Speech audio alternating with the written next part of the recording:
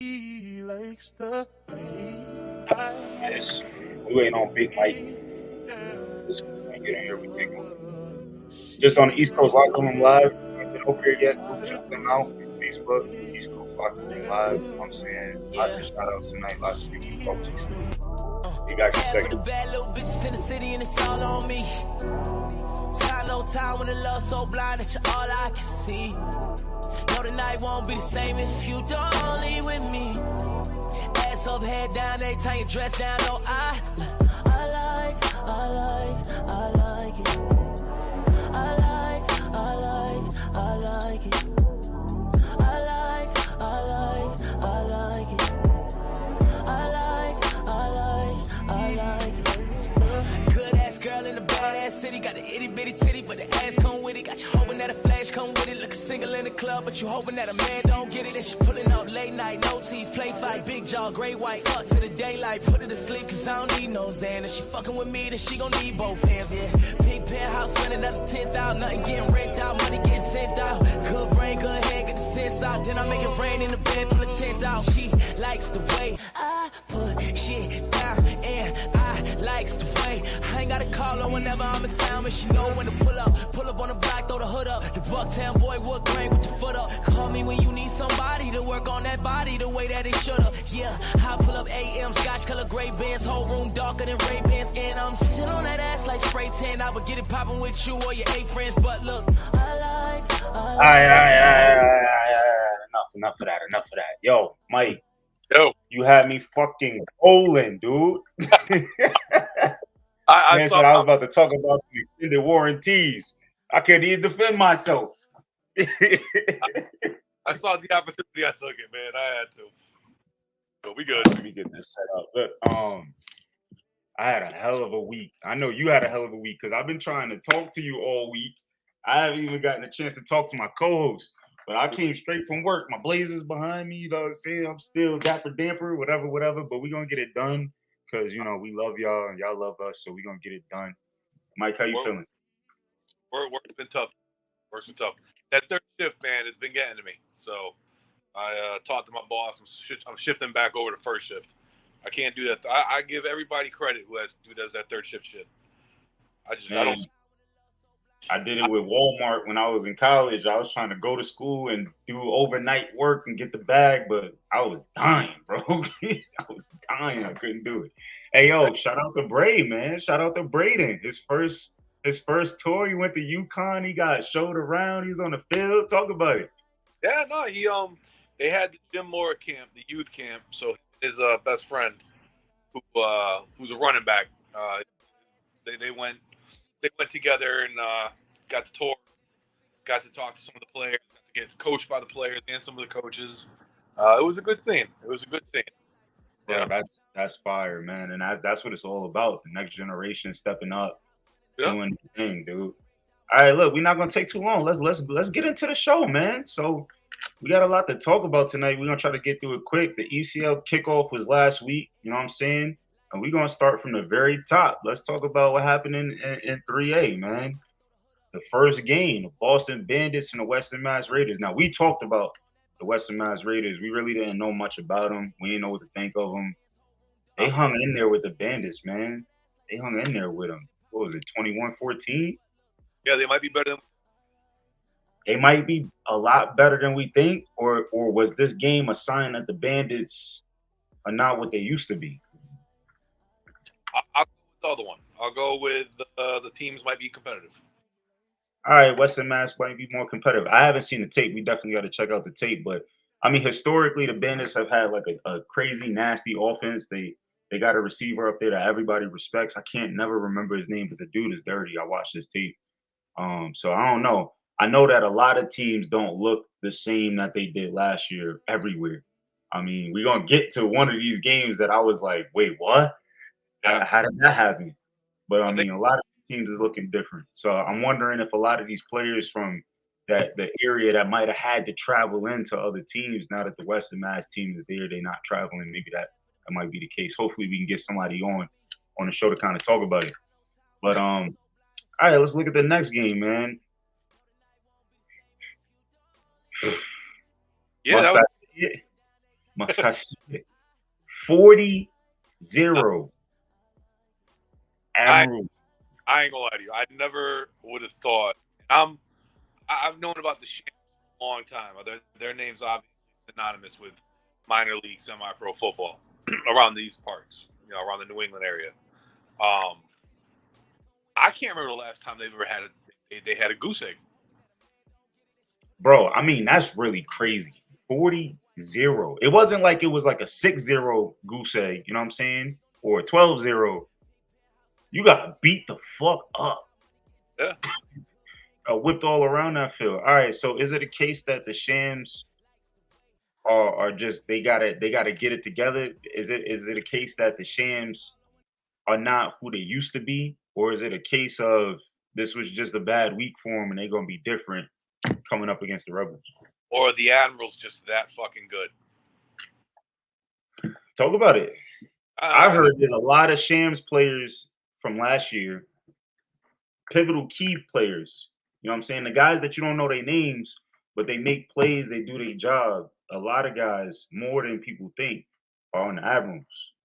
Oh, okay. See, I didn't know that. I'm wondering why. That they got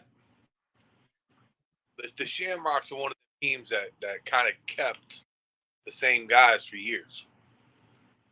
Maybe those guys now are getting a little too old for the game. Or now I don't want to say that because I'm old, but you know what I'm saying. You get to a certain point where, or maybe it just wasn't their week. You know what I mean? It could have been just that. Maybe it just wasn't their week. I don't know. I'm gonna ask a lot of questions. I'm gonna try to find out.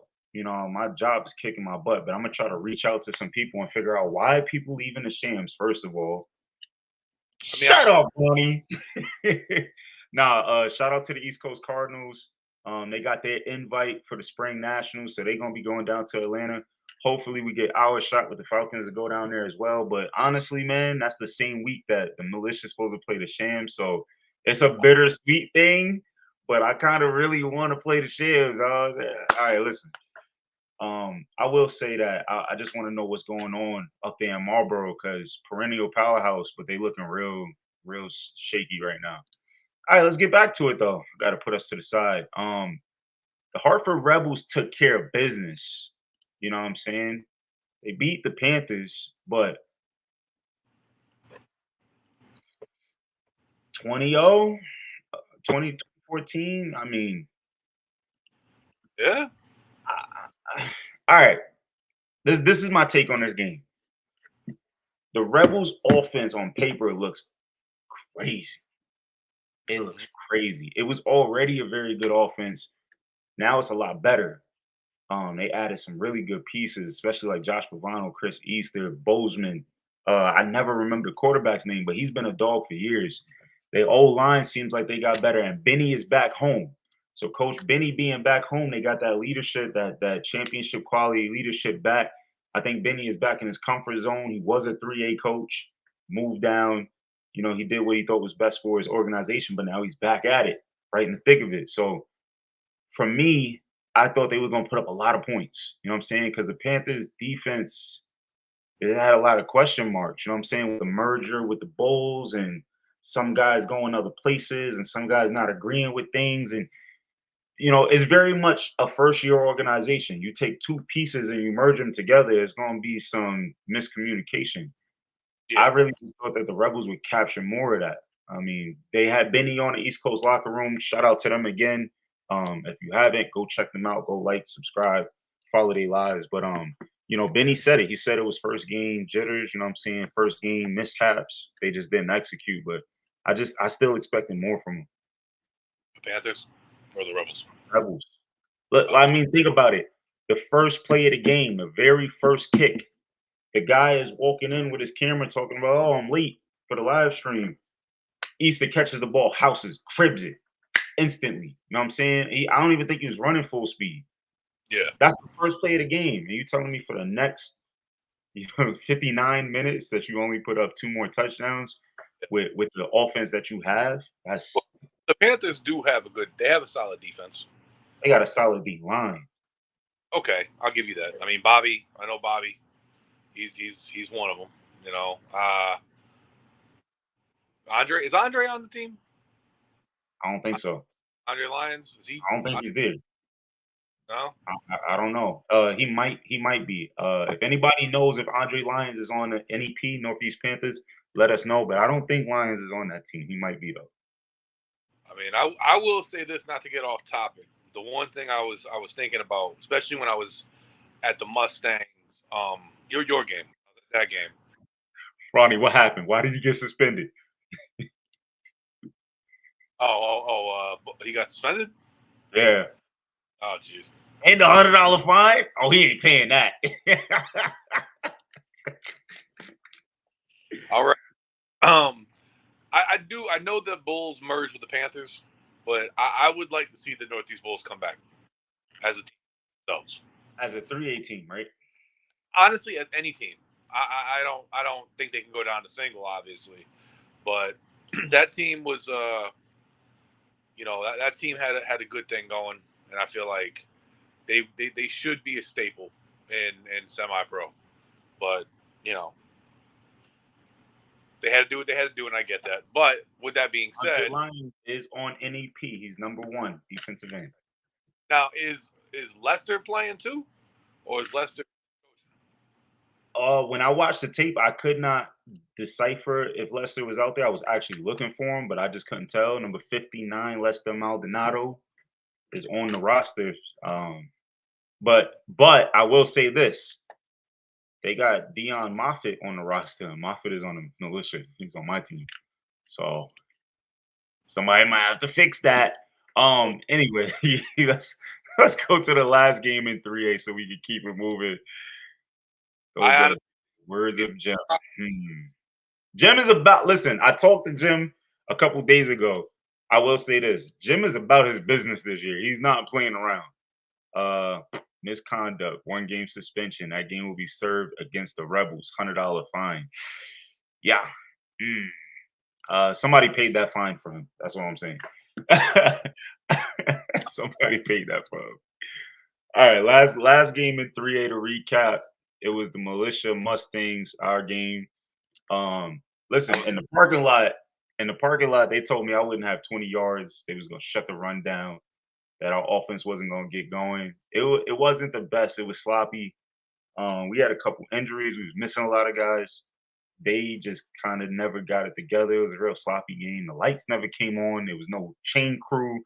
It was the ugliest introduction to AAA in the ECFL for me. I've never played AAA in the ECFL. It was the ugliest introduction I've ever seen. It was horrible. I was very upset about it.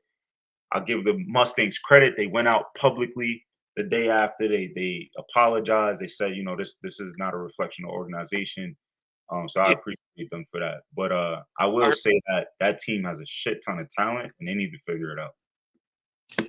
Man, I mean, I was at that game on the sidelines watching, and I can tell you right now,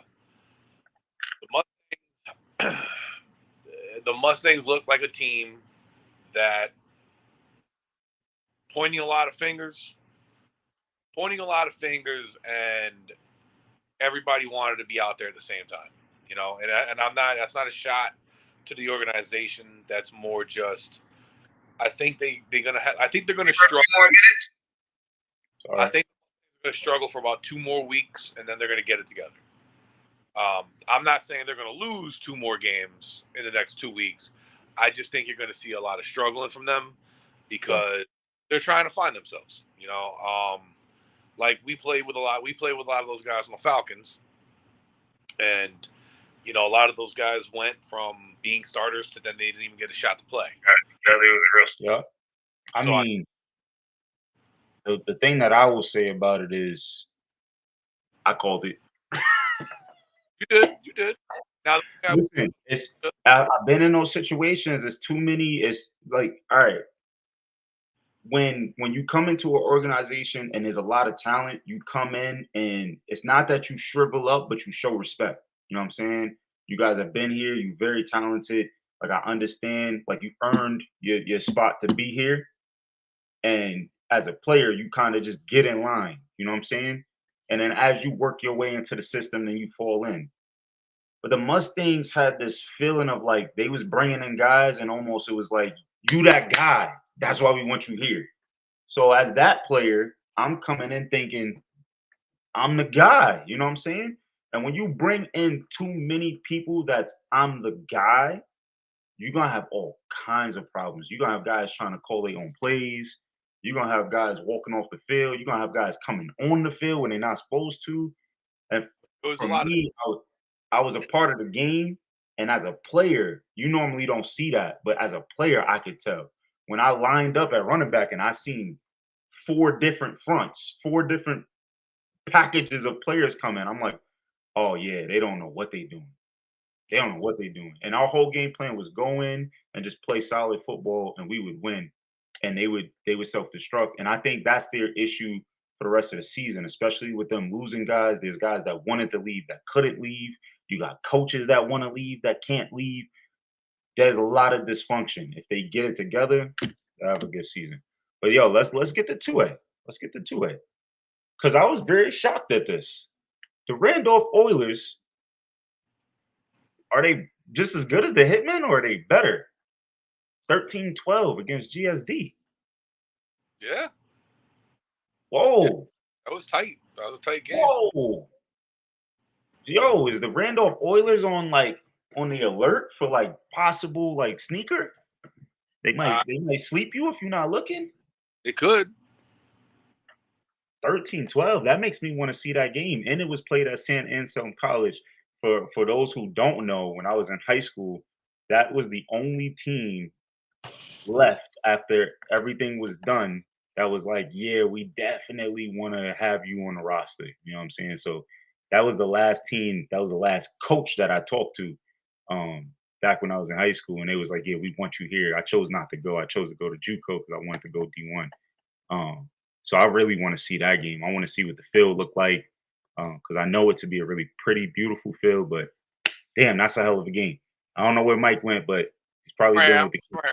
All right, cool. I was here. I don't know, man. I wanna, what'd you say? I said no. I was dealing with a text message I got, so I just had to. Something happened with my kid. You know all that. So, hey, no, man, that was a shocker on that one. I mean, even the second game. I mean, are we in the second game?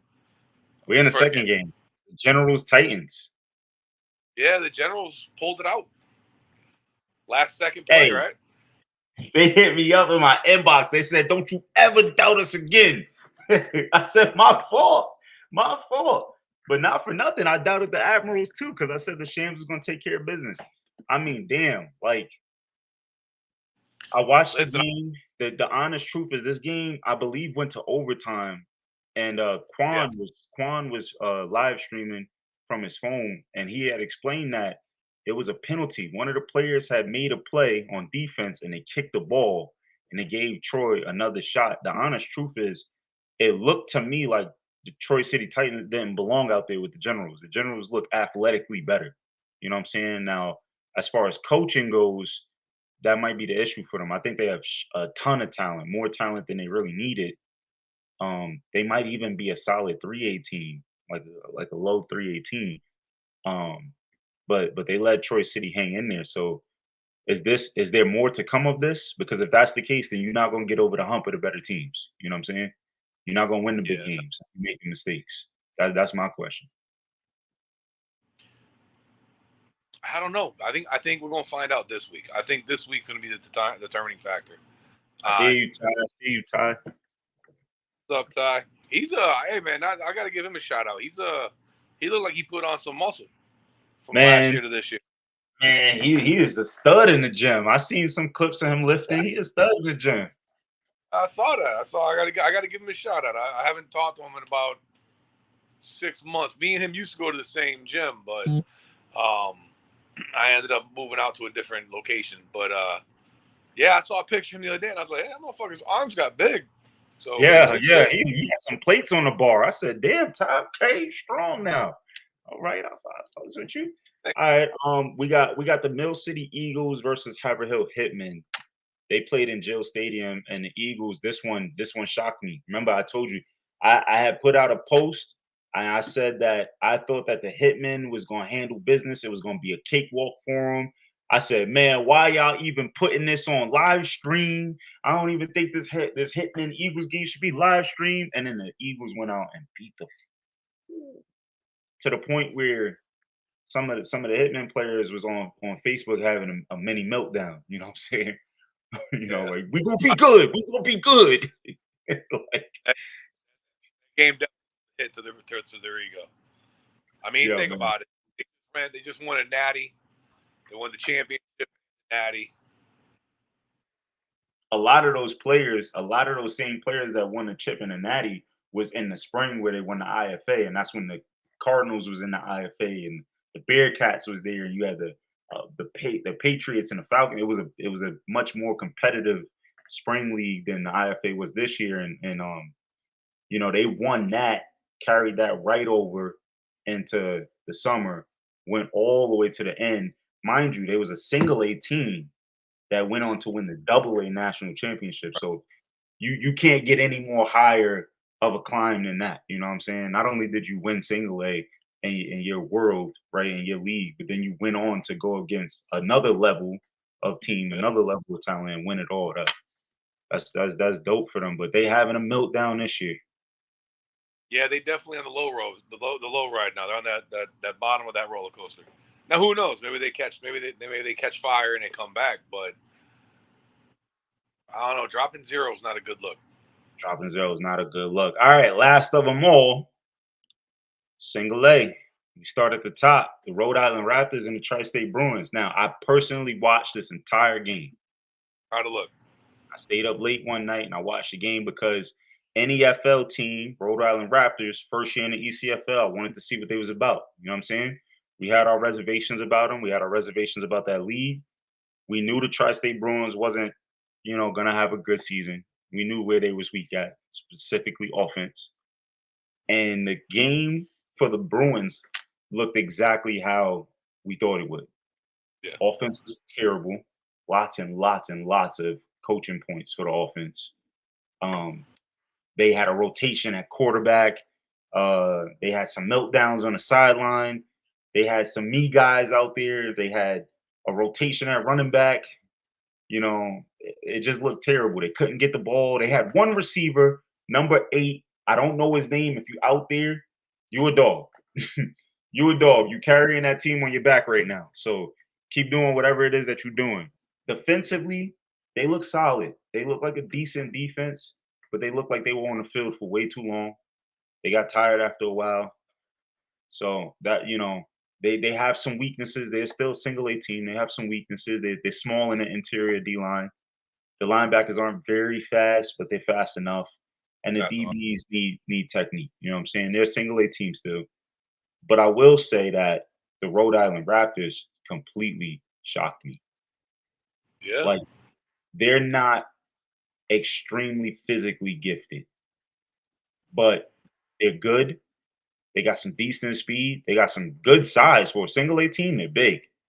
Yeah. Okay. And their quarterback is in control of the game. He's doing dummy calls. You know what I'm saying? He's looking DBs off. He's acting like he's about to throw the ball, but it's a run.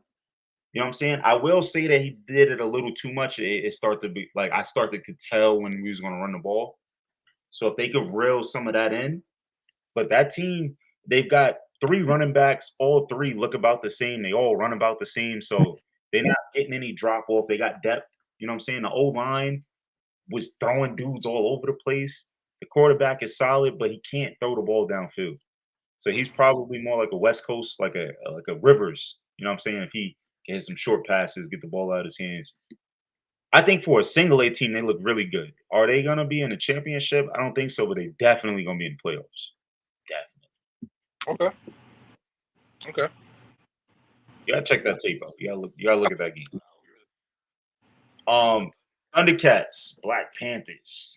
I heard there was 115. What'd you say? That I heard there was a little bit of controversy to this one. Let's talk about it. Well, here's the thing. I don't know what the controversy is.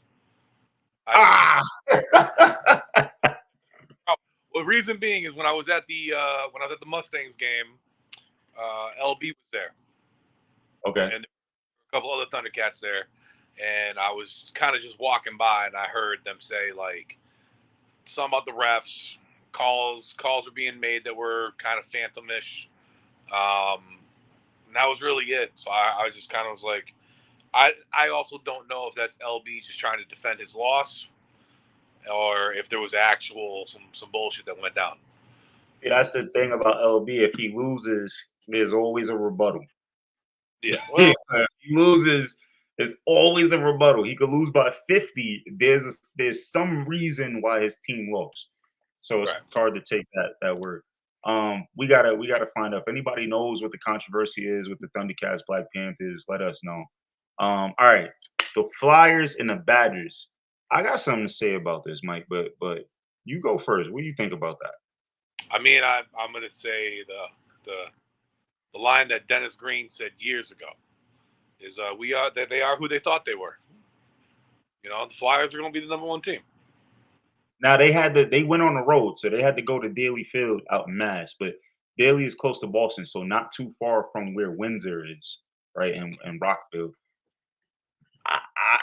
I don't feel like that. I feel like I don't the know, man. Badgers. Listen, when we played them last year with the Vipers, remember I was very upset at that game because I don't even think I touched the ball. Like Matt was just afraid of me getting hurt for nothing. So he just was like, "Yo, you just stay on the sideline." And we Remember, still put, what, like 40 something? um, We beat them bad. no, we I want to say that game was tighter than they No, they they pulled away at the end. no. Yeah, I think they beat us by 2 touchdowns. Am I The wrong? Badgers. The Badgers. Oh, I wasn't at that game. Oh, that's right. You was on the yep. You was injured, so you was out. No. The game I was in Alabama for my But you was son. hurt. I got hurt at the Flyers game. I broke my foot. Oh, okay. I feel like the Flyers should have put up 50 with Okay, James, if that's how, with Juice, with the running back that they got. They got a huge. The running back's big. He's a big dude. He's like 240. I yeah, feel like nobody on the Badgers really hits like that. Nobody tackles.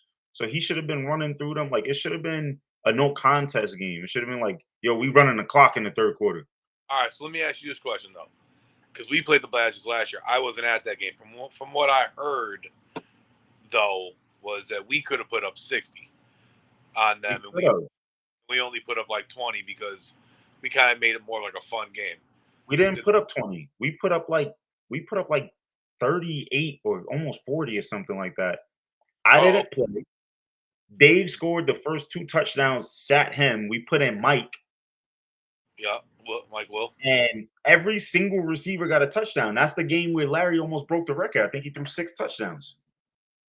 Maybe I know defensively one of the owners got an interception. They did. He did. It was early in the game too. Yeah. That's the only interception in his career. Listen, they're not a great team. Even if they got better, and I heard they did get better, Flyers should have freaking Dog walked them. mutilated them. They should have mutilated them, and they didn't. So They might.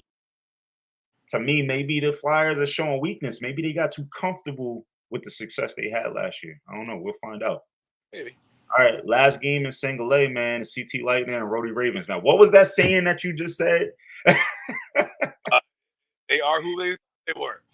They Someone, are who we think they was. Because, yeah, the Rhodey Ravens 29-0 to Lightning. Yeah, I think the Ravens are probably a little better than they are defensively than they are offensively, you know. And I think the Lightning are just as bad as we think they are, unfortunately. Lightning did have to go on the road, though. So I think they're home this week. they are definitely home this week. So we kind of got through the recap. Now let's talk about the team ratings because there was a change. All right. So I kind of changed up the look a little bit, right? Put the conferences. You got the North Conference, the South, the Coastal, and the East. Mm-hmm. But let's look at what it was, right? So this is sorry, I'm going the wrong direction. There we go. This is what it was last week. This is not what it was. We're missing a slide. There we go. This is what it was last week. I'm Last listening.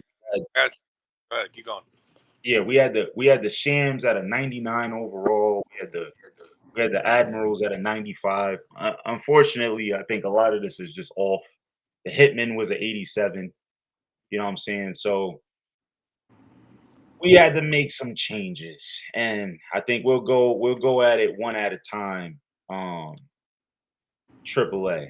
I mean, the Admirals are definitely that team right now. We're gonna have to make some changes because I think the Admirals are a 99 overall right now, or maybe a 98. I don't know. I think maybe like so the reason the Saints are 99 is because they've been around a long time and they dominated a long time. Like the Admirals is new to this domination thing. You know what I'm saying? Like, do you agree with me on that? I agree. I'm sorry. I put my phone straight down, so the volume was like so low I could barely hear you. I agree, but I also think I don't know. I'm kind of on the fence. It's like at some point, it's like maybe keep the ratings because you never know. But then at the same point in Too time, early to change them. uh, It's too early to change them. I'm not saying it's too early, but I'm definitely going to say this: Shamrocks aren't a 98. They're not a 98. As They're a not. matter of uh I would. where did I put them? I changed them to a 90. This is the new ratings. Okay, let me look at this real quick. All right, let me see. I got the Shams at a 90 overall now. The offense putting up 0 points against the Admirals. I mean, all right, even if you're not a great offense, like the one of the top offense, you should at least be able to put up some points in the game, especially at the end when they started putting in subs. You just didn't put up any points. Hey, I got to Man, ask you a question. good. I know I'm getting ahead. Is this conducive with the changes of people leaving other teams and going into new teams? No, this is based off of what happened on the field last week, a All week right, ago. just want to make sure So because based on what happened on the field a week ago, that might be what changes things down the road. Because I know definitely they've could. got some guys. I know the militia got some. I've heard the wire. Militia got a couple of new people coming in. They're going to be playing tomorrow, and then I heard the Shams are going to still lose a couple of people. I heard a jersey is coming off the wall. I don't know. I heard that too. I heard a lot. They're all rumors. We're all going to say they're all, a lot of rumors. They all rumors, huh? Yeah. So, but no, to be real, I heard that some people are going to come back. I heard there's other additions, and then I also heard that to keep it 100. I also heard that this whole moving around the league thing ain't over yet. No, There's it's more. not. There's more players that are very unhappy with the situation. They're going to see what happens Saturday, and then We're after gonna, Saturday, we're gonna talk about that. We're gonna talk about that in a second. We're gonna talk about that in a second. Ty, man. Ty dropping news. Nooney in Miami going to the gym. So for all those out there that don't know, two of the top DBs from the Mustangs stepping down, going down to single A from triple A, going to the gyms. They were Vipers last year, so that kind of makes sense that they went home. well, they're going to go join the DC. Yes, they are. They're gonna go join their DC. Oh, okay, Ruiz. Listen, this is all I'm gonna say. Hold on, let's make it big real quick. This is all I'm gonna say. The last team that talked like that in the parking lot got a rude awakening on the field. So you might want to hold that one, buddy. You might want to hold that one. Plus, you got a couple of our good friends that was in our huddle in the preseason over there. So we got some special spankings for them. But listen, we got some special spankings for them. But look, I think for me, one of the big ones, like one of the big changes is the obviously the Shamrocks. But one of Yep. the big changes for me is the Mill City Eagles. Like the Mill City Eagles turned out to be pretty damn good, man. Yeah. Like I think we knew that they was going to be a little competitive when we talked about it, right? But for them to go out and win that game the way that they won that game, I mean, nobody's seen them beating up on the Hitmen that way. So you got to take them as a real threat. That was a big one. The Gems got better. I picked the Gems up, especially defensively. You know, we said the defense was like an 84. Now they're at 86.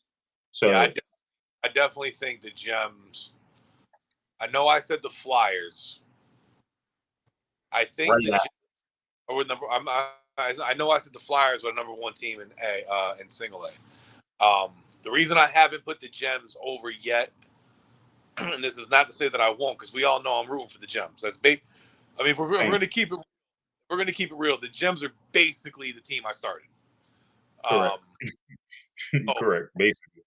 you know, so I'm proud that they got to keep that team, and you know, if things were different, I'd have been on that team. You know, if things had been different from earlier in the seasons. But Yeah. with that being all said, I'm excited to see them play tomorrow. But I also think they might run into what we ran into with the Vipers last year, and that is high anticipation. You know, when we played the Thundercats that first game last year, we definitely had key players missing. But I feel like we also. I wasn't there. No, you weren't there. None of the Falcons were there. Juan wasn't there. A lot No, of people but wasn't there. I was hurt immediately in that game. But I think the Gems have a better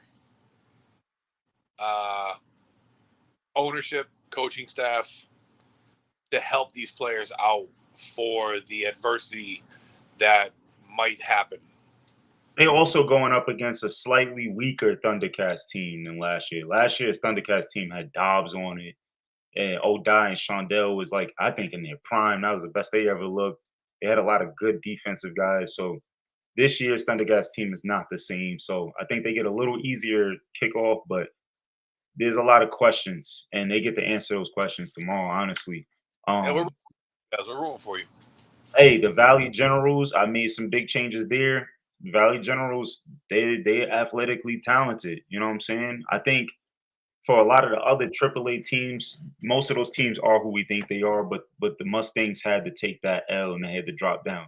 I think we had them at a 96 overall. They're still that talented, but as a team on the field, I don't think they're that team on the field just yet. If they figure it out, damn, that's a tough game. And if you know anything about AAA history, you know that typically the Mustangs will lose like they first 4 or 5 games, and then all of a sudden just start beating people they're not supposed to beat. Last year they was like in a game with the Shamrocks, like in a close game where they almost won it by like one play.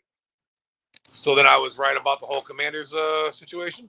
Absolutely accurate about that. But all right, let's slide off of you know, talking about the particular ratings. Let's look at Double A real quick. All right. The Randolph Oilers, are they actually somebody? I'm starting to have these questions because they played a hell of a game against GSD, man.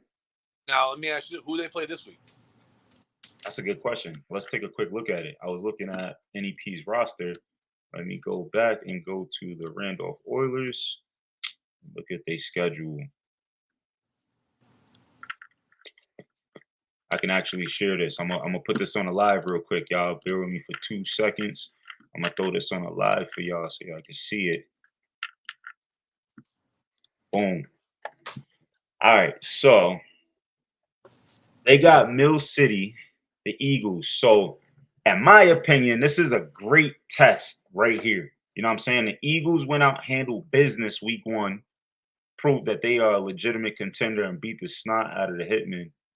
The Oilers went out and lost by 1 to GSD. I think that's everybody's perennial favorite right now in 2A. I don't think there's a single team, a single person that knows anything about anything that's betting against GSD right now. Yeah. Well, Oilers got a tough schedule. The Oilers got a hell of a schedule because they got to play the Hurricanes twice. And in my opinion, the top 2 teams, the teams that I said, is the Destroyers, GSD, and the Hurricanes for the championship. You know? And they got the Generals twice. They got the Generals twice. They got the Titans up there. You know, they got Mill City. Man, they gotta play, you know, the Hitmen. If the Hitmen figure it out. That's a tough schedule. It is. I don't know. We'll see. You know, they gotta answer that question for themselves. Are they legit? Are they really that team? Here's my question. Is GSD actually as strong as we think they are?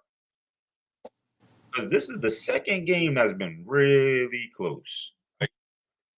And Uh, Mill City handled the Hitmen, and they only beat the Hitmen by one. So is GSD as good? Everybody who knows GSD has been saying that's definitely not the same GSD that we used to seeing. I would say they're not the same. I would say they're not the same, but I would say they're not far off from being what they were. You know what I mean? Like maybe key guys are gone. Yeah, some bullshit on that manner. So I would say they're not the same, but they're not far away from who they were. All right, so then that takes me to this question, right? Who on this list should not be here?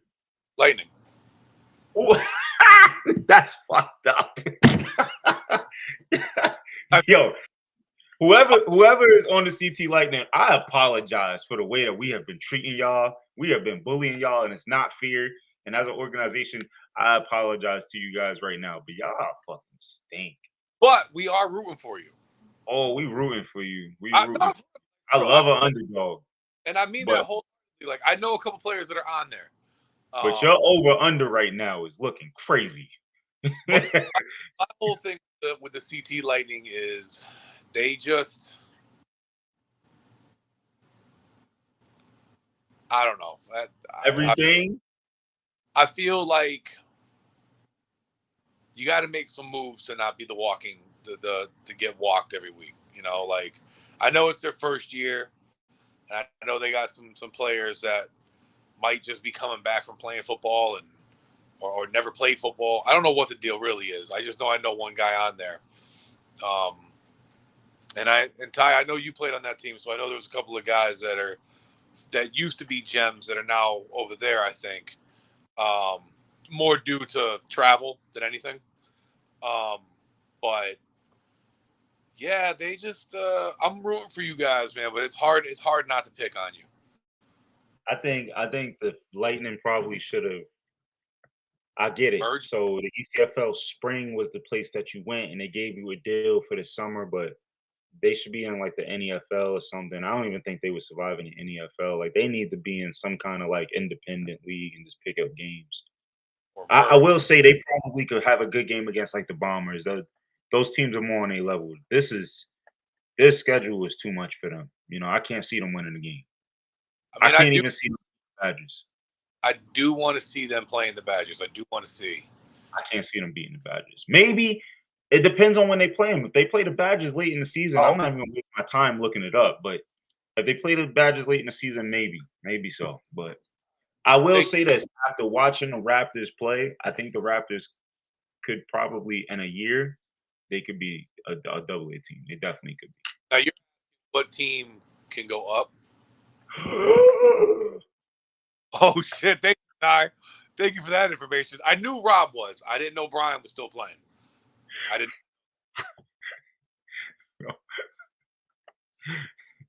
Well, that changes a shit ton. I'm speechless. Yeah, well, you know. All right. Thank you, Ty. All right. I don't know how I feel about that. You know. The second part, yeah, the Brian part. I don't know how I feel about that. You know. Listen, if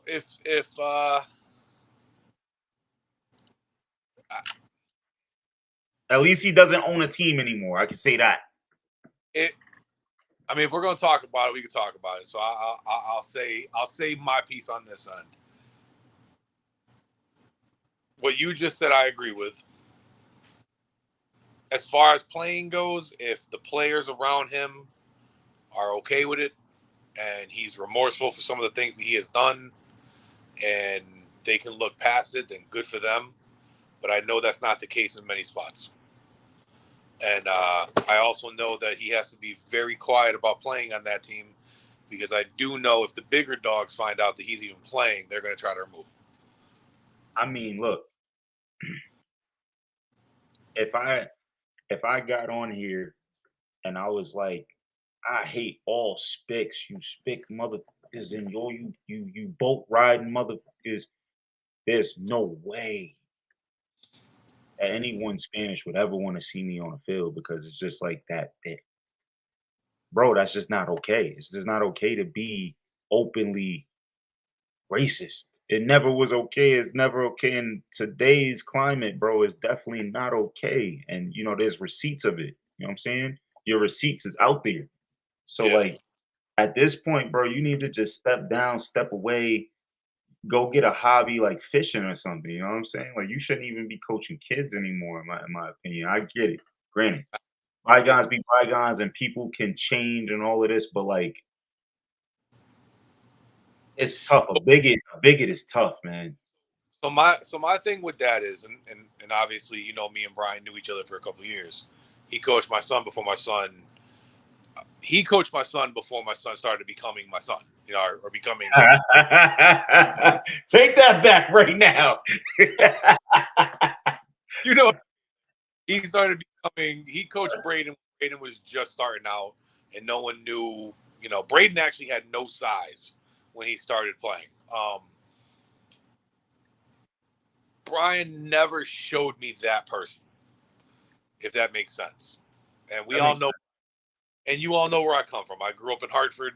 I'm actually a Hartford kid. So my upbringing, I wasn't around a lot of people my color. Most of my friends are not my color, which that doesn't, whether here nor there. But the whole point that I'm trying to make is I never saw Brian in which those comments I saw on Facebook. I never saw that person. I know those were time stamped from like, I think 08, 09, and I think up to like 5 years ago or something like that. I never will say that I agree with it. I don't think what he said was right. But like I said, he never showed me that person. I do know his nephew is half and half. He does have a nephew who's half and half. So like things in his life. Not talking lemonade people. We talking race. But yeah, no, like he so like I never saw that side, and maybe he did change, and those came back to bite him in the ass. But I was at his house. I was with his house. I was with his kids. You know what I'm saying? I sat on his couch with him. I laughed with him. I had drinks with him. I hugged him. You know what I'm saying? So I never saw that person either. You know what I'm saying? I never really had reservations about Brian too much, but when you see him, if you saw Brian in the street, he fits the profile. Yeah, you would look at him and be like, yeah, he's got to be that kind of guy. But when you talk to him, he's like a flower. He's gentle.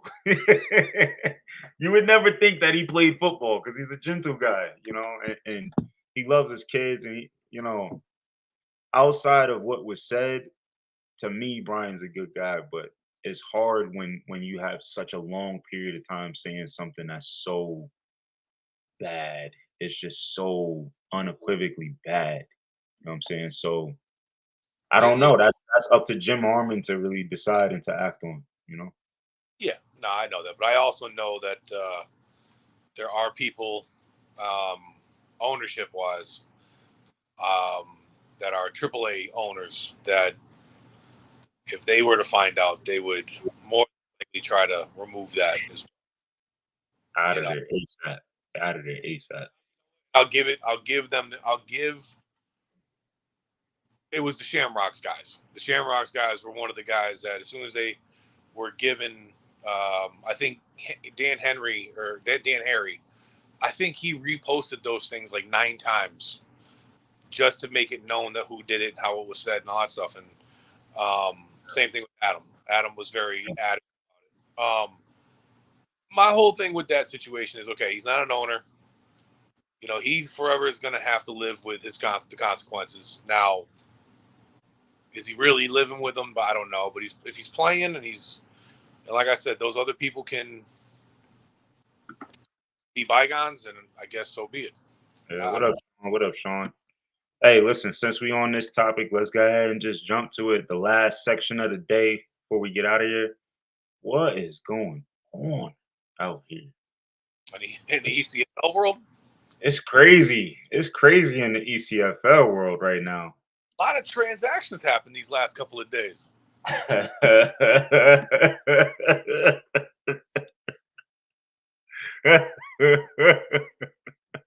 No words. I ain't got nothing else to say.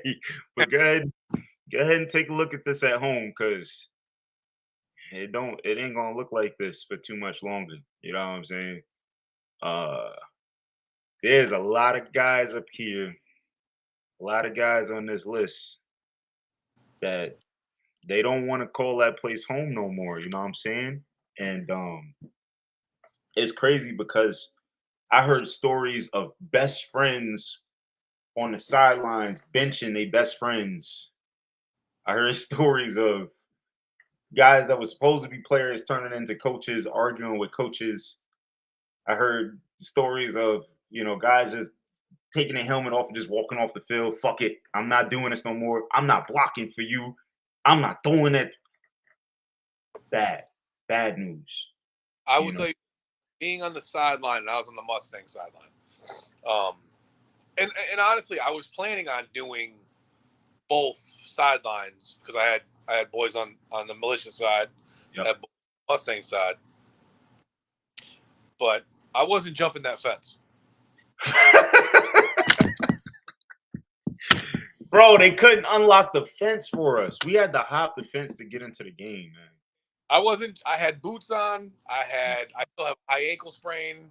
That's like, I was trying to jump that fence. And when the refs got to the game, they got to the fence and it was like, yo, you serious?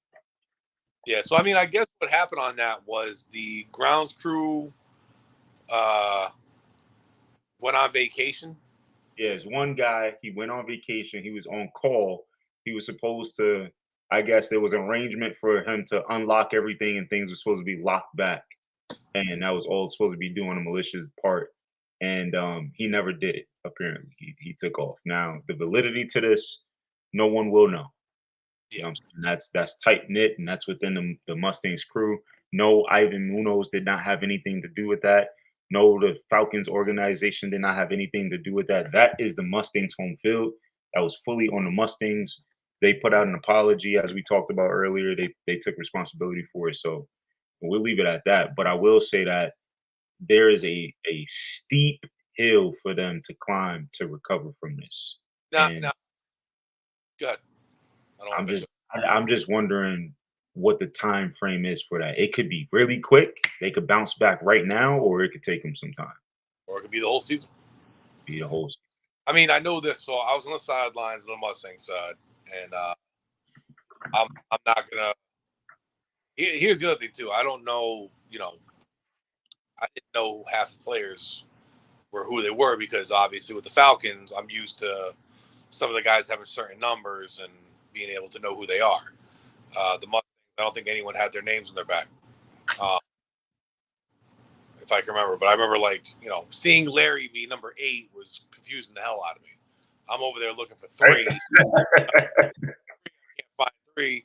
The only person that I knew was who they were was Dudley and Connie, because 90 and Infinity. So I was like, okay, those look. So, but Moss had number 2. You're not used to that. No, he was 2 on the Falcons. No, he wasn't. He wasn't? I was 26. He was 25. Oh, okay. All right. Yeah. But what happened on the sidelines on their side was a lot of bickering, a lot of in-house. It wasn't even in-house arguing. Like, there wasn't a lot of fuck yous and I'm better than him and all that stuff. It was more of like the underlying whispering chatter, which I think is worse. He was? Oh, Miles was 2 on the Falcons. I apologize. I think sometimes the whispering and the chatty the chattiness is worse than someone being like, "Yo, fuck this. I'm better than this dude. What's he doing out there?" You know. The Um, distrust, man, like when you can't trust the guy next to you, that's the worst thing. And it's like for people who don't understand football, it's not necessarily like a relationship I can't trust you. It's more like I need to know that you're in your place at the time you're supposed to be there without me looking. You know what I'm saying? I got to know that you're going to do your job and I got to know how you do your job. Like we all have our own style of play. And it just felt like nobody really knew each other. It almost seemed like that was the first time they seen each other. I mean, that could have been the case, but I also know, and here's what I didn't understand. And I was with another friend of mine who he used to play on the Bulls. He knows you, and he knows Larry, and that's really it out of the group of guys that played on that field. And even he like first quarter was like, "Dude, Militia's winning this game." And I'm like, "Why you say that?" And he goes, "The Mustangs they're fighting. They're not even like it." And it wasn't that they were fighting each other too. It was I don't think they thought they were going to lose to you guys, so they never had that worriness. It was like, "Oh, we'll just deep bomb it, get score a touchdown, that's it." And then when those plays weren't happening, then the panic set in later. They'll probably say that there was no panic, but like I heard one person argue about, oh, well, if the lights were on and this was happening and the refs didn't call it in the third quarter, damn well we were going to come back and win. And it's like, well, Nah, you had 3 quarters to do that. I'm gonna tell you right now, if the lights came on, we would have won that game by 30s. We Well, dropped a pick. so We dropped a pick because the lights wasn't on.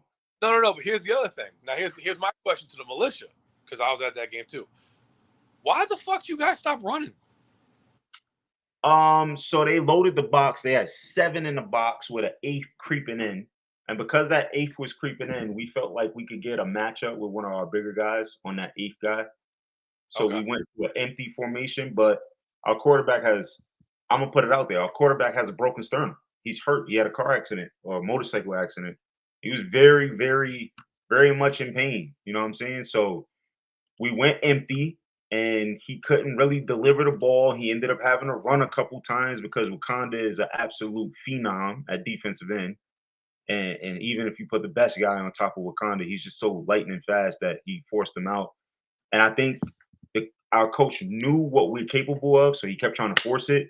And eventually, you see, we went to the heavy formation and we went back to the run game. But by then, I think the line was a little tired and we kind of peeled back a little bit. And the refs kept saying the game's almost over. We know we have a really good field goal kicker. We got to block better. Like they blocked 3 field goals. That's 9 points that we left on the field. So there's I things didn't, that we can do better. Yeah. All didn't talk right. about. So let's talk about the Shams. Uh,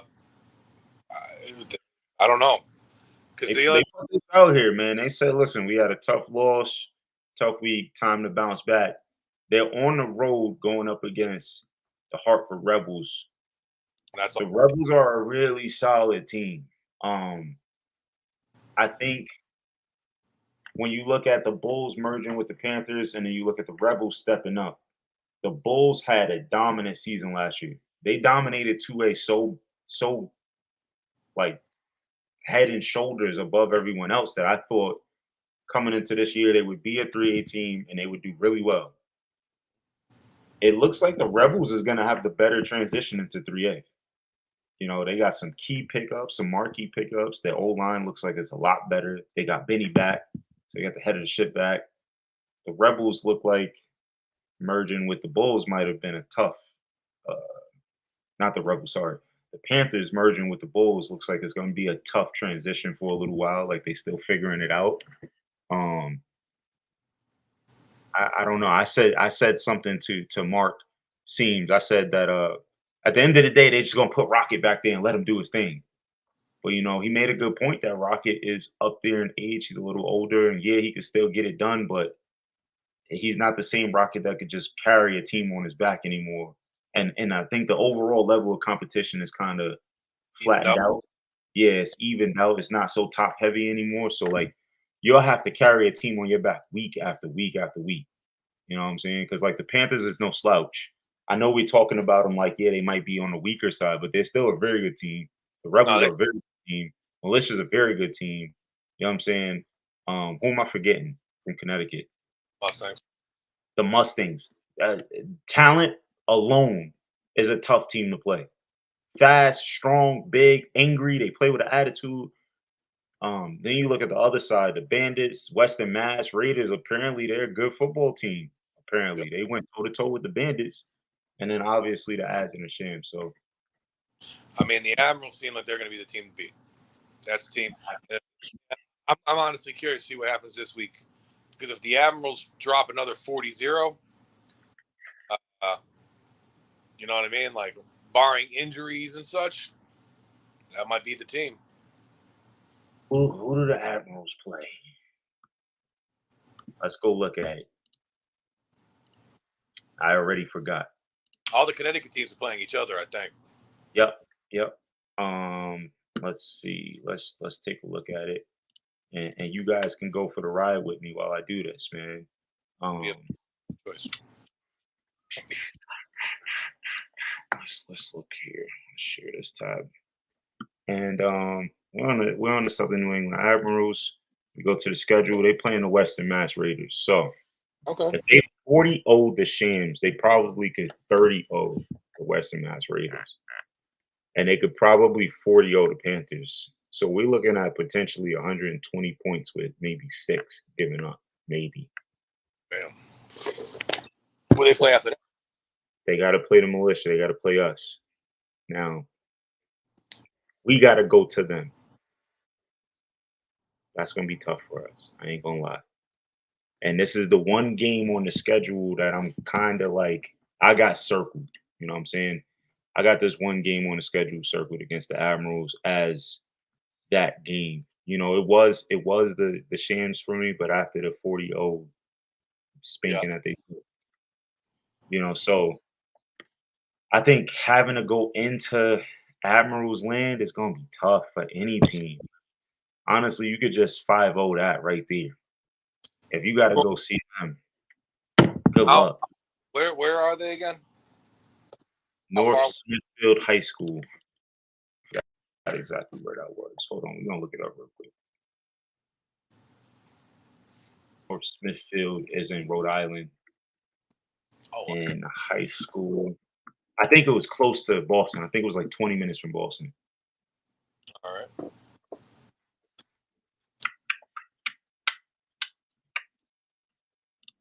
Let's see. I'm gonna do it from Boston. It's it's far. It's an hour and 5 from Boston. Let's see how far it is from Hartford. Oh, that's probably a 3-hour drive. No, it's an hour 15 from Hartford. So when they said New England Admirals, they meant it. You about an hour 15 from them in either direction. Yeah, that is not terrible.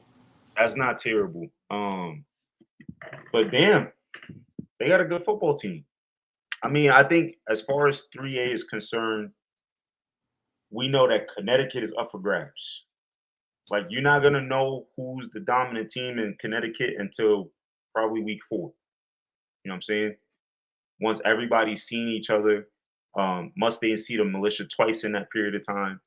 I think the Rebels and the Panthers see each other twice in a period of time. So it won't shake up until then. But I think up top in Mass, we know exactly what it is. You know, number 1 right now is the Admirals. Number 2 is the Shamrocks until the Bandits prove otherwise. Then you got the Bandits, and then you got the Raiders.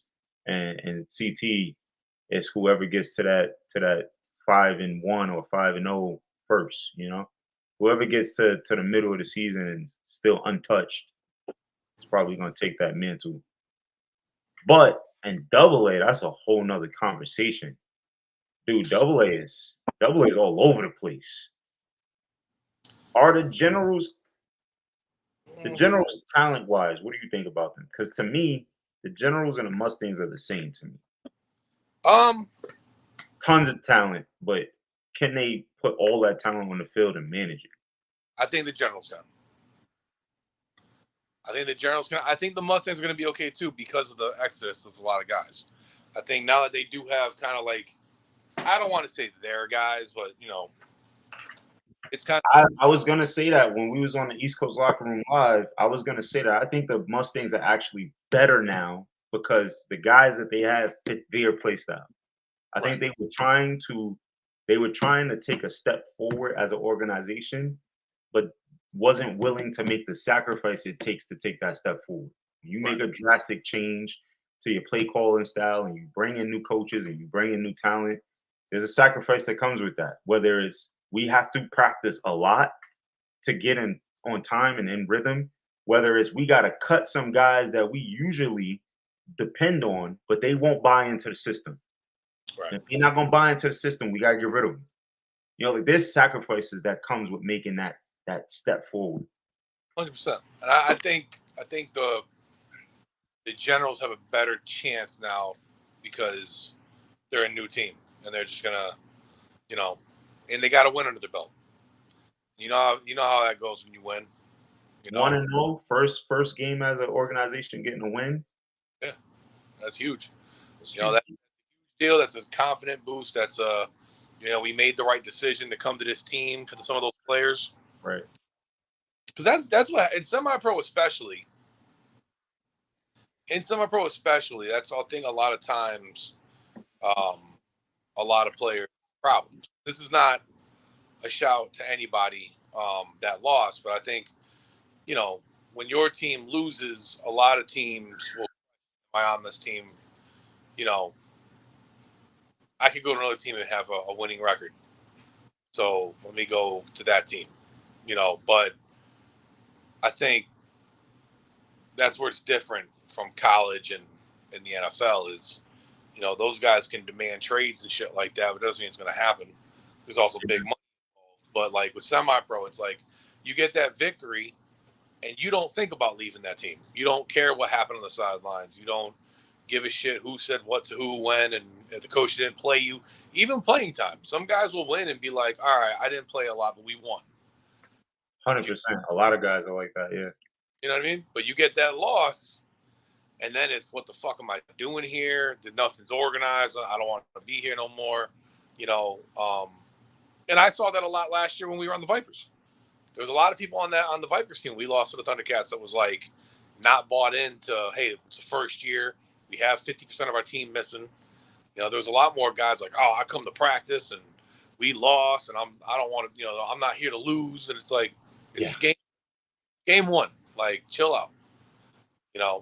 But then there are people too that, go on teams and realize that, okay, this isn't going to fit for me. I'm not going to fit here and leave. And that's okay too. That's why they have the 5 trade rule that Jim put in place. Yeah. I was trying to find a video that Quan had up when he went live with them, but I can't find it. I wanted to show some of the footage because the team just looked like they was in control. Like honestly, from start to finish. And Detroit Titans they're not a bad team. So it's gonna be interesting. I mean, as far as like AA, the Oilers, the Generals, GSD, even though the Hitmen are 0-2, like I feel like you can't count them out when they do get it together, because we know they will. They will. Like it's tight. You know what I'm saying? It's a tight race. Like and the last team, because we haven't seen them, we get to actually see them on the field tomorrow. The Hurricanes. Mhm. Yeah, it reminds me of the Den with like the Knowles and the Hitmen. Like it's just 2 teams that we all know is just a step ahead of everyone else. Yeah. But there's so much competition in that conference that I feel like every week, every game matters. And that's how it should be. That's how football should be. So would you say which level do you think right now has the stiffest competition? Do you think AAA has the stiffest, double, or single? AAA has the best competition. Right. Playing in it and being a part of it, going up against the Mustangs, understanding who they are, what they are, and knowing what's ahead of me, it is the best competition. But I think there's a big gap between the bottom team to the top team. And when you look at single A, it's no different. because of the teams there. So even if you exclude the Lightning and you take the Badgers out, right? You still have a huge gap when Yeah. you look at the Flyers and the Gems and you look at the Bruins. You know what I'm saying? And I get it. Like the Rhodey Ravens, the Raptors, they're good teams, but how they gonna fare when they go up against a team like that has Quan, Dave Harris on it, Miami, Nooney, Harlem. You know what I'm saying? They got Dean at O line. Like how are they gonna deal with that team? You know what I'm saying? But when you look at Double A is tight, bro. The best team to the worst team is tight. Like the Troy City Titans might be the worst team in Double A, and they beat the Shams in the preseason. I don't care that it was a preseason game. It's the Shams. You get a lick on them at any point in time, you got your lick. You know what I'm saying? And as I'm learning as I get back into semi-pro football, there really is preseason in semi-pro football. You can call it preseason, but generally it's still a seasonal game. Yep. You suiting up and you banging and you trying to get that dub just like any other week. You know what I'm saying? You know what I would do though, and honestly, I think what people have to start doing in semi-pro football is you have to say there's a difference between a preseason game. Like take the preseason out because you could just say, hey, we have a national game. We have our regular season, and then we have a preseason, but that preseason game's a national game. So you know why people do that. People say it's a preseason game because if they win, yeah, this was a national game, and it goes to. But if they lose, it was just a preseason game. Yeah, I know, and I do understand that. But here's the thing: like the shit that we're going through with the Falcons, like obviously I didn't play against the Green Wave, but and I wasn't in the locker room to know the feel for that game going in. I can tell you. I know you can. I know you and Larry and a bunch of guys have told me how it was. But my thing is, if it counts, and it's going to count towards a natty, how about we start calling the actual, like, preseason not giving a shit if we win or lose games? Like, just do a jamboree. Do a jamboree. Do a joint practice / scrimmage. Hire 3 refs instead of 5 so that the game doesn't count. Right. A game cannot count on a national level if there's less than 5 refs. And you can have 6 refs if you want. You can have one in the booth, but you can't have less than 5. That's a rule. It's a written rule in the bylaws and nationals. All the national committees have that rule. So just hire 3 refs instead and let the 3 refs run the game. Now you got a game with refs, but it don't count for shit. Right, and then on that end, if you have an actual game situation. All right, listen, guy, you could tell your place. This is a preseason game. This is for us to go to the Nationals. And then on those other games, hey, this is a scrimmage. I don't care if you guys come or don't come. You know what I mean? And if you lose, I didn't have my old line. My old line went to fucking McDonald's instead. I can tell you, the Green Wave comes into the game against the Falcons every year, and it is a national game for them. They are playing that game like it is a championship game. The Falcons, both years that we've gone and played the Green Wave, have come in and has just been like, oh, it's the Green Wave. We're going to take care of business, whatever. Guys don't show up. Guys go on vacation. Guys, I can't make it to that. Divine was in Florida the first time, and he's our starting quarterback. We had a rotation at quarterback. This year, I specifically was on the field yelling at everybody. We did this last year. We took them light, come out, fire on all cylinders the first snap. Dudes were just like out there. They were just like out there. There was no real intensity to it. You know what I'm saying? It wasn't like that Warhawks game when you got there. Even you said it. You wasn't on the field for the Green Wave, but you was like, I could see there's a difference here. You know what I'm saying? And I think that's on the coaches. Like, as a coach, Karim, he doesn't BS. He doesn't play. Like, if we going to step on the field, we going to play. And if we not going to play, then I'm just not going to show up. You know what I'm saying? And that's up to coaches. So, yeah, the lingo has to change. But at the end of the day, as an organization, stop doing that BS. Stop being so weak and being like, oh, it was just a preseason game. Nigga, you lost. Yeah. Preseason game or not. Like, stop looking for ways out of things. Stop looking for the easy road. Have confidence. Go into the game, say it's a national game. We playing for something, win or lose, preseason or not. Like we scheduled this game, got a field, we got refs, we got chains, we got lights. Nigga, Right. it's a game. Like it's a game. Play that shit to the fullest. I mean, don't get me wrong. I know in the NFL they don't have like the NFL is not playing the XFL. You know what I mean? But think of this way, all right? Let's just say, and we all know who would win this game regardless of how it would go down. Let's say the NFL plays their season, and they have 2 crossover games with the CFL. You know, and they somehow can make that work with the rules because I know they're different. Or they have, you know, the championship XFL team plays the worst team in the NFL. The Broncos, Who actually is the worst team in the NFL right now? the Giants, or the Broncos. Sorry, Not the worst team in the NFL. We were in the playoffs last year. No, legitimately, the worst team I think is I'm looking right now. the Texans, right? Arizona Cardinals.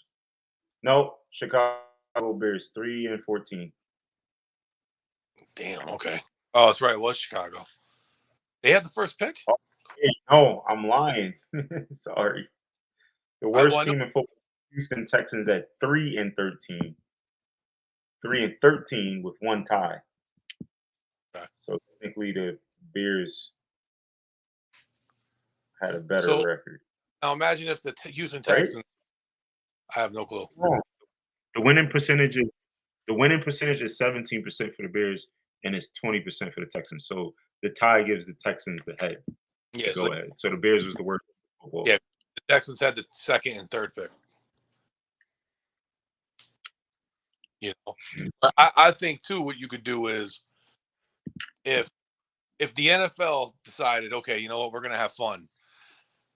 We'll play the USFL's best team, and we'll have the Chicago Bears represent the NFL. You know what I mean? And winner of that can, you know, the winner of that game, you know, whatever you want to put a price on, you know. You don't think the NFL players and those XFL players or the USFL players aren't going to play their ass off for a flip game? Absolutely, they would, and the NFL team wouldn't. You know? Oh yeah. There was a game, and I still think the NFL wins every time. There was a game though. I was watching a YouTube video. I love YouTube because I was watching a YouTube video. There was a time period way back. It had to be before the 70s that the NFL would take the worst team in the NFL and they would play a college football team. Yeah, I And the remember that. scores used to be ridiculous. They used to be like 80-0, 80-3. Mhm. But I think there was one year that the game was relatively close. It was. And after that, they stopped doing it. They never did it again. I think it was either against Notre Dame or it was against USC. I think it was Notre Dame. Yeah. I think it was Notre Dame. It was close, and they never did it again. They never brought it back. Nope. Was good, No. Northeast Live. But you know what I mean? Like, if that was the case where, like, we play all these we're always talking shit. Everyone's always talking shit about who has the best league. I'm in this league. And you'll hear somebody be like, man, that league's trash. Y'all wouldn't win a game in our league. And then you have these preseason crossover games, and then dudes are like, oh, it's preseason, I don't care. It's like, well, then you can't talk shit about who has the better league if you're not going to be up for that game. Bro, I've been saying this for years. I would love to see one of the top semi-pro teams, one of the top teams, go against a D1 school. I would love to see that. And I'm gonna tell you why it's possible. The Green Wave, when everybody else is playing summer ball, the Green Wave is a college JUCO independent team. They go out and they play JV teams in other junior colleges. So it's possible. It can be done. Oh yeah. But I think the product that we put out needs to be to the standard of the NCAA. Well, you got to remember, now that you have the NIL deals, money's not a factor. So you don't have to worry about players playing in a league where, and we don't get paid as it is. Right. You know, So if we were to do that, I'd play at college. I mean, if in my heyday, especially in my heyday, or even last year, if we were on the Vipers and Central said, "Hey, do you want to have a scrimmage against us?" I would have done it. Absolutely have done it. But I'm thinking like yeah, like a Central, like a Utah State, like you know what I'm saying, like a North Dakota, well maybe not North Dakota State because I think they've ruined every single semi-pro team in North existence. Dakota, they can play. But that's kind of the line that I'm going. You know what I'm saying? Like go out and just have some of these crossover games because you got a lot of guys, a lot of young guys playing semi-pro football that are not getting the looks that they probably should. And I think that would be beneficial for a lot of reasons. And I can tell you this much too, as a person who, as we already talked about a couple times on here, a person that climbed the ranks to try out for professional teams.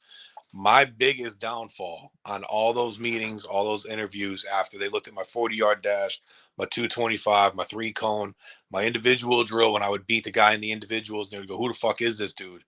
Soon you had a sit down interview and you go, "Where'd you play?" "Oh, I played for the Connecticut Giants." Oh, so you just beat up a bunch of grandfathers? Yep.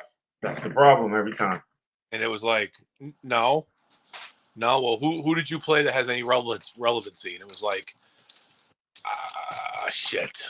It's like I had that problem. Yeah. And don't get me wrong, I still got my opportunities, but that's because I truly believe the reason I got my opportunities wasn't so much because I had game film that was great. I think when I had my opportunity to do the combine, I put up really good numbers that were comparable to NFL numbers. And they were like, "Let's give this kid a chance." And then when I when I had my one-on-ones and I'm going up against one-on-ones against tackles and guards and centers that are coming off of Clemson, North Carolina State University, and I'm beating them 2 out of 3 times. Those teams are like, "Who is this kid?"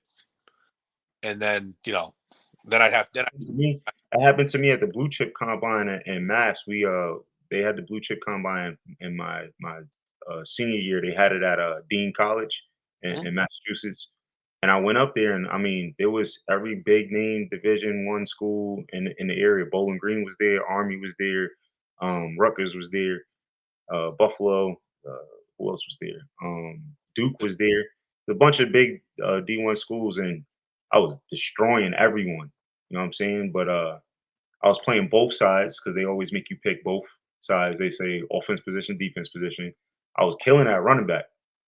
And when I sat down and had my interviews, it was like, all right, what state you from? Soon as I said New York, they was like, and I was like, no, but I played in the Catholic League. And it was like, oh, so you didn't get to play against all the talent in the state.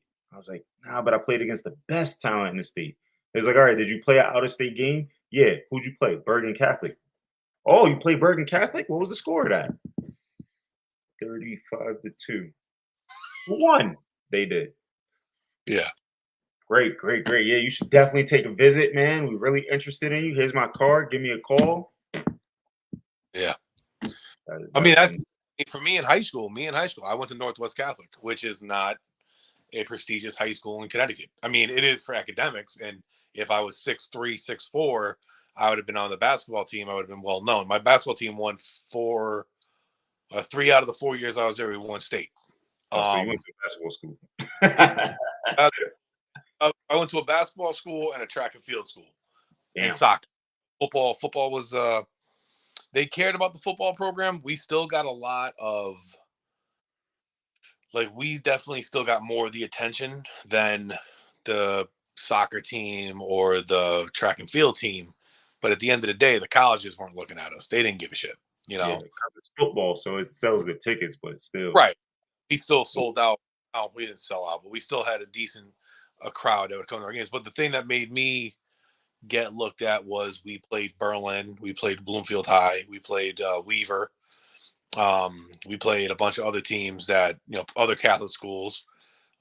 We preseasoned against some prep schools, like we played Xavier and stuff like that. And I would go up against guys that were getting recruited by the colleges, and then those colleges. Who was this kid? This kid had 2 sacks against the kid that's getting recruited by, Boston College. How did he get by this kid? And then it's like, so I had my opportunities both in high school and in minor league to kind of climb the ranks, but there's a lot of young kids out there right now, and I know we talk about him all the time with Angelo Plantamaro, and that he's young, he's still got a lot of talent in him. He's still got the thing about Angelo is he's raw. That's the real crazy. Yeah, if he had half the skills that he needs, He's raw. Like and I try telling guys that they're like, because you'll get your haters that are like, Wakanda is the same way. you know, With number 9 from the Mustangs, the DN. Yeah. Yeah, he's undersized, but he's fast. Is just. Well, it's like even Andre Lyons. Like, how old's Andre? I think Andre's in his low 20s. He could play, maybe. I mean, he could go JUCO, or he could go play probably Division II. And he could go play overseas right now and get a paycheck. I mean, I heard that's what I thought happened with the Bulls was he was going to play, and I don't know what happened with that. Yeah, he's like 23. Yeah, low 20s. Dana Plant is another one who's pretty young. You know what I'm saying? There's a lot of talented football players, man. And that's why I keep begging, I keep preaching, I keep like tapping shoulders. I'm like, yo, let's start stepping this up. You know what I'm saying? From the top down, like commissioners, step your league up. You know what I'm saying? Teams, step your product up, because the more that people start to respect it, the more you'll see guys starting to get those chances. We got leagues everywhere paying people to play football. And I'll be honest with you, I think so. My whole goal when I started the Vipers, it truly was to bridge a gap for guys like Angelo and other people.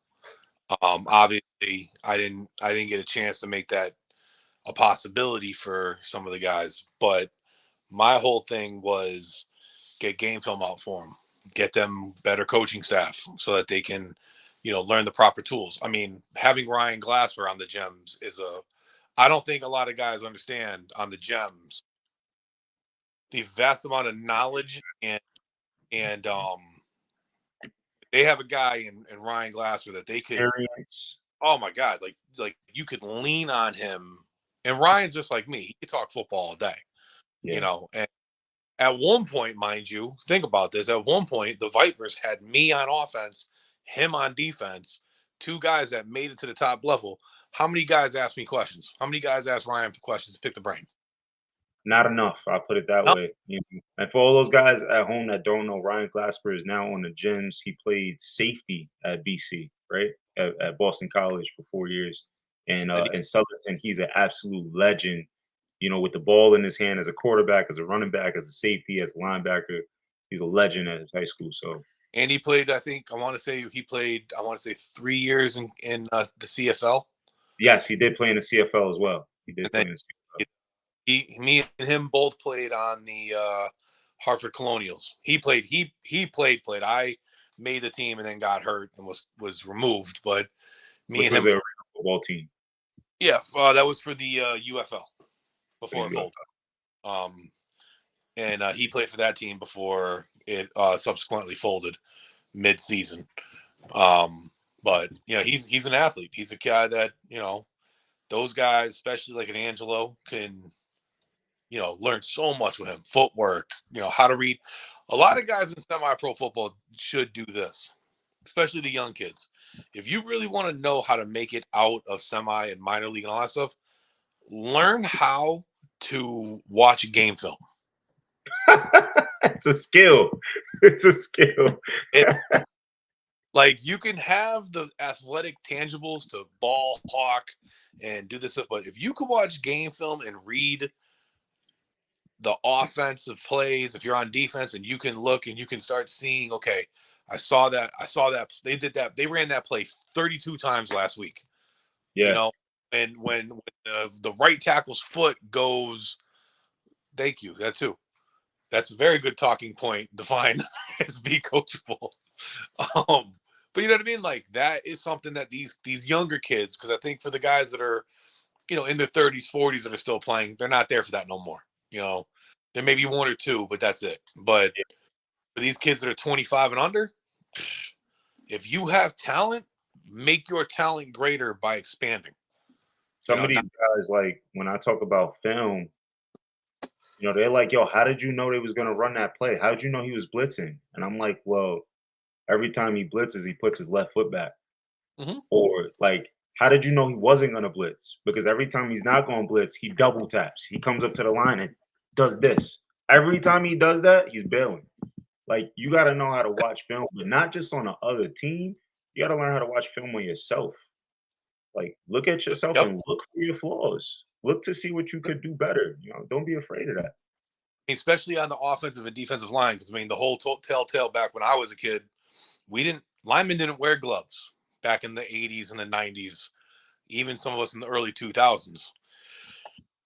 We had lineman gloves, but they got cut about right here, and your hand, these were out, so you could see all the skin here. And you knew if a dude, I'm sure you heard this 1,000 times. If the knuckles in the hand are white, he's coming. If they're not, he ain't moving. Facts. Now everybody has, you know what I mean? Now Yep. everybody has. So for linemen, the best way to do it is how many creases does that glove have? Like that's how I looked at it. If that dude's glove is creasing, he's coming. If it's flat and I can see the beautiful black or the whatever, he ain't moving. He ain't gonna. He's gonna get up, do a couple patty cakes, and try to read the quarterback to see what he's doing. And then like you said, Northeast Live made a good comment just now because there's so much availability of knowledge today. Like, I can't get on Instagram and not learn a new technique. Every single time I get on Instagram or I get on TikTok, it's like 30 seconds before I'm sending you a video, Mike. And I'm like, yo, we got to teach these guys. Yo, we got to do this drill. Like, there's so much knowledge out there. You could literally become the greatest football player if you just go to YouTube and just try. You know what I'm saying? You could learn all the drills you need to learn right there and be an elite player. You gotta put that effort in. And I think that's one of the things that, when I was talking to Dave Patterson, I was talking to you about this. Like, a lot of guys today, and this is not to be down on guys, this is more so for you guys out there who are young, who are in this position, so that you can be successful because we want to see it. We love to see dudes make it from our level to the next level. But a lot of guys just don't understand the work that is really required to be in the 1% of the 1% of football players that get to go do it and get paid millions of dollars to do it on a big screen. Like, yeah, you're right, Divine. It's not the way, but there's a wealth of knowledge out there. You know what I'm saying? You can learn. And not for nothing, I will comment on this. I went onto YouTube and I watched an hour and 20 minutes of LSU's running back program progression from what they did in 2008 to what they do in 2022. And I watched every single drill, why they do it, and the coach broke it down to how they do it, the time that they do it, what is needed to do the drills. Like, there's information out there. Like, you really could learn to be a great football player. You then need to get out on the field and do it. And that's where the work ethic comes from. And you got to have a drive and a passion. Yeah, I did fumble. I got it back though. I ran it down. Mike fell. There was water everywhere. I will about the YouTube comment. Divine's right, but also, there's verified coaching out there on YouTube where like you got, and I'll tell you right now, I'm drawing a blank on his name right now, but he played for the Saints. He was a center for the Saints for years, and now he has a O-line academy. God, what else is his name? And but he has a lot of information out there for offensive line, and he's verified, And I actually got what is it? Marcus Colston. Nope, not that one. Marcus Colston's One Dream Academy. No, that's what I'm talking about. Hold on, I'll tell you right now. He played years ago. This is back before. LaCharles Bentley. That's who it is. LaCharles Bentley. Charles. He's what is it called? It's no. It's like O-line Academy or something like that. It's a very basic name, but I actually, because my son wants to be an O-line. Ohio State. Oh yeah, no, the Charles Bentley would be a Hall of Famer if he didn't get injured. And he's little too. He's only 6'1". You know, he's not a big offensive lineman, but offensive line performance is the name of it. OLP. Yeah. OLP. Yep. But I signed up to that so that my son could do it. And I'll be honest with you, me signing up to that, watching film for my son, shit, I learned more on how to play the old line. Yeah. You know? And there's defensive line guys like you said, the one thing that I do appreciate YouTube that does do now is a lot of colleges will put out content. Yep. I think it's a marketing tactic to be like, hey, you will learn something here, but at the same time, as a guy on the outside, like, it's good teach tape, man. It's a great way to learn. Exactly. Divine makes a great point. At every other level of the game, coaches are going to camps, they're going to clinics, they're learning from the best that's done it. You know, we need that at this level as well. But I will say this. Why, as a coach, am I going to go through all of this time, effort, and money, and I get to practice and only 10 dudes is there? That's the mentality of some. What do you say? Oh yeah, that has been a problem with semi-pro probably in the last 15 years. I don't know how you fix it. Like I told Ivan during Falcon season, I said you got to get the right guys, not good guys. If you get the right guys and they come to practice, you'll have a football team. If you get a bunch of good guys, you'll have a bunch of talented players just playing on a football field. There's a difference between a football team and being, a bunch of talent assembled together. And I think the Falcons did a decent job. But even with the Falcons, like, we had 35 guys at practice to start the season. And then, close to, remember, it was championship week.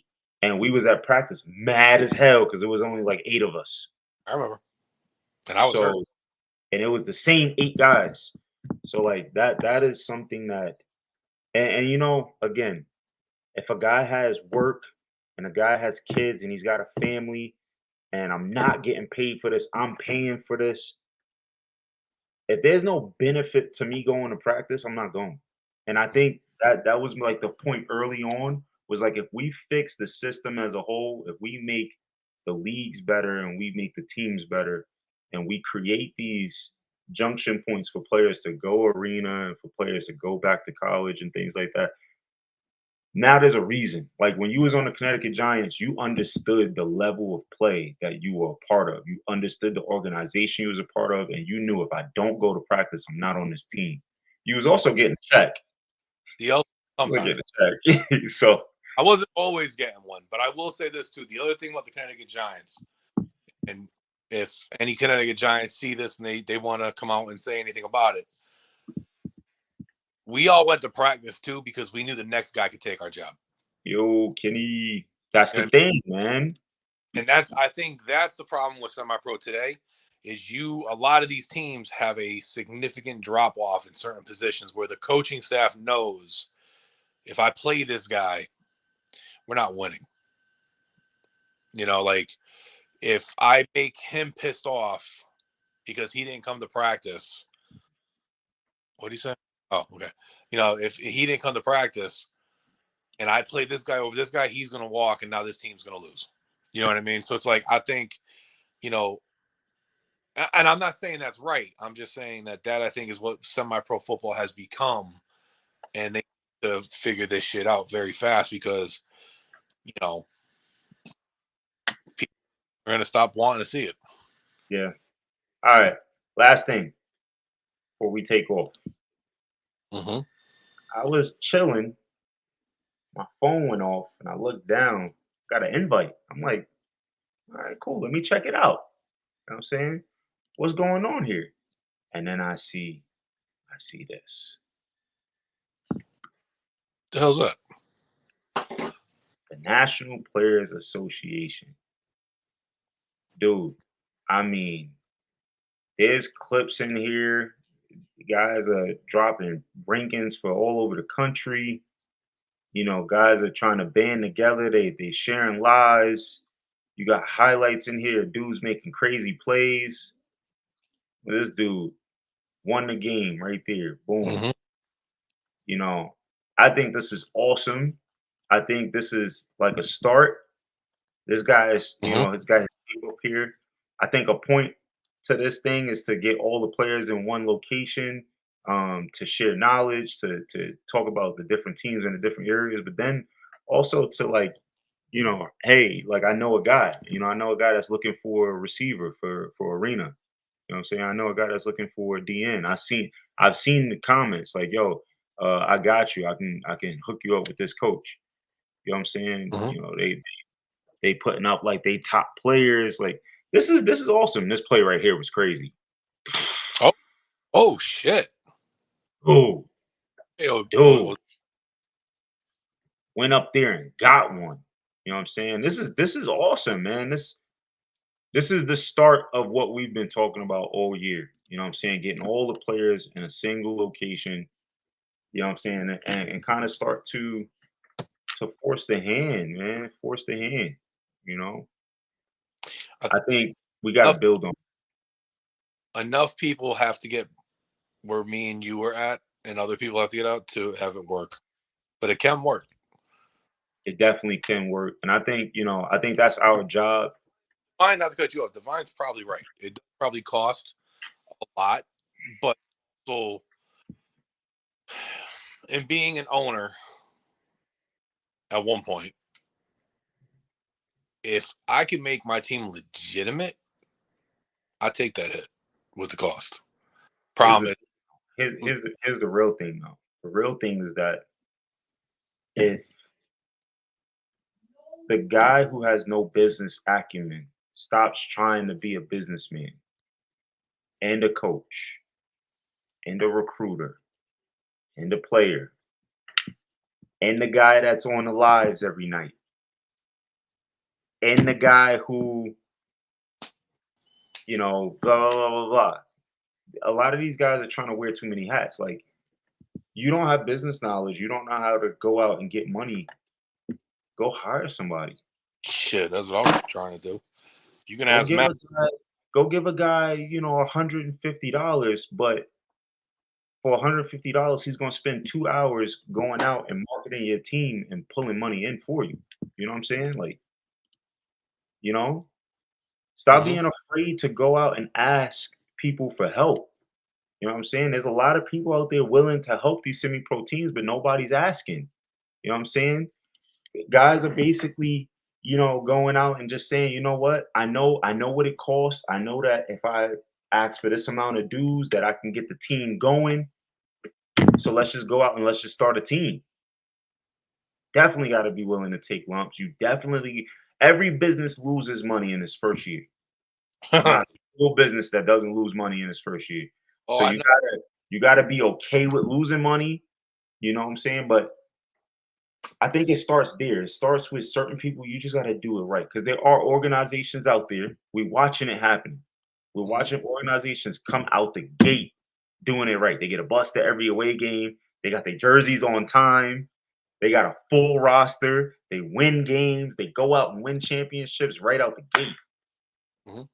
Ultimately, what ends up happening is the failure of knowing how to run a business ends up killing a team. You know what I'm saying? And something silly happens, like the fire. The fire failed because something silly happened, and a coach did something he wasn't supposed to do. But the fire as an organization couldn't continue because there was no business plan. There was no business installed. It was a guy. It was a guy running a team. Once that Right, guy is gone, the whole fucking team is gone. right. And that's one of our issues right now. You can't have a guy that's the team. The teams need to be organizations. I think, you know, we know what happened with the Vipers. Um, a lot of that was pride. A lot of that was not willing to understand that there's people trying to help, not take over. And that's, I think, the biggest downfall to a lot of owners is you got to pick the people that are going to help you, but you can't if they start to help. So like my whole thing was, and you guys know because you were on the team. Matt was our head coach. Let Matt do head coach shit. Yep. That was my biggest argument. Was let Matt do head coach shit. Let us worry about if okay, Matt wants this guy. Let's go get this guy for Matt. This guy wants to do that. Our biggest thing as owners is getting the money, getting the sponsorships, getting the dues on time, so we can get all the other things. As far as the football operations, I don't want to be Jerry Jones. You know what I mean? Like I do not want to be an owner, a GM, a coach, and a player. Like I just want you to do your job, you do your job, you do your job. You guys report to me, tell me how much money we have to spend. And then if we can figure out how to make that work, we make that work. I tell you the three. I've been in business and I've been in the world of business for a while now, and the three keys to being successful, the three keys that all CEOs have. Number one, learn how to say no. Mm-hmm. Number two, wake up early. You got to be the first to the chest. And Mm-hmm. number three is learn to delegate. And right now, what we see in semi-pro is that none of the owners of teams can delegate. They want to. It's almost like they're hoarders of responsibility. They Mm-hmm. want all the responsibility, but can't handle it because you're not getting paid, dude. You got a regular life. You got a job. You got kids. You got friends. You know what I'm saying? You can't do everything. You got to delegate these tasks. And this is a conversation for a long conversation for another day. But I think Divine hit the nail on the head where if the owners started to come together and stop, like the competition is on the field. You got to understand in the NFL, those owners all sit down in a room and they get on the same page. They get on the same page. Shut up, Matt. We ending it soon. Those owners all have their own, markets. They have their own fans. They have their own, they got people who, depend on them to make a decision for them so that they can cut those checks. You know what I'm saying? But at the end of the day, when they get inside that business room and they sit down with Goodell, they all sit down and get on the same page. Because at the end of the day, if even one of them is not on the same page, it's financially detrimental to all of them. Mm-hmm. Well, you got to remember this too, especially like in the NFL, right? It's the same thing in semi-pro football. The team name is what you own. You know what I mean? So like, we're not calling the New York Giants the Wellington Maras. Like you call them Maras, you call them the New York Giants. You don't call like Dallas Cowboys the Jerry Joneses. Do we lose Morris? How did I just stay here? I'm here. Can't see me? Shit. Hold on.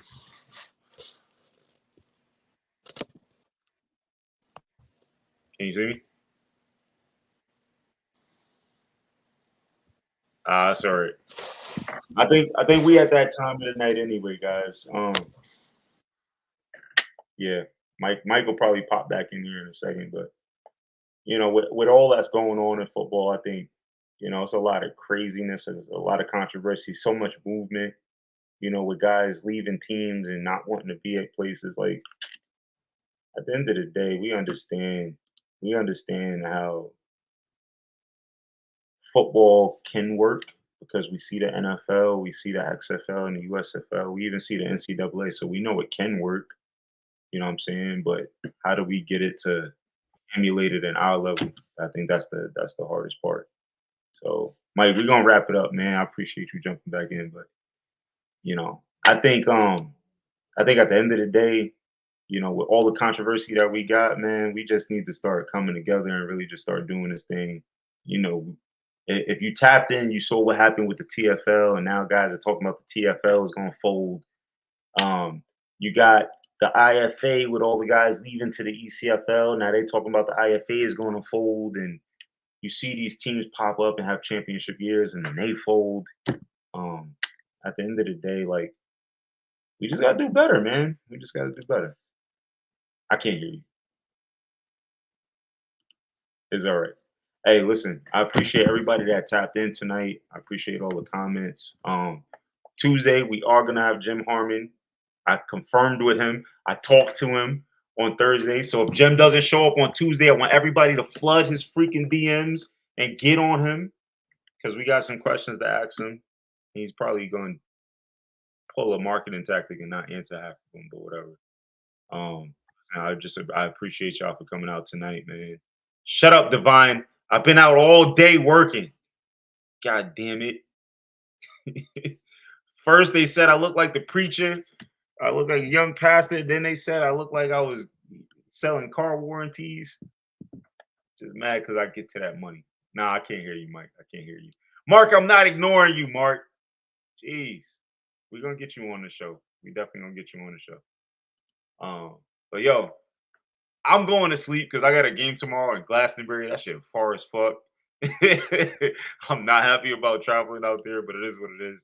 I don't know. Maybe we'll see a Jersey get unretired since he can't talk. Yo, if you around, if you're in the Glastonbury area, come to the Militia game, 5:30 kickoff. Don't pay at the gate because we don't support any other teams other than our own. Mike can't hear me. I can't hear Mike, but everybody else can hear me, so it is what it is. Shut up. Shut up. Oh my God, you do. All right, I'm going to bed now. I love y'all. See y'all at the 50. Peace.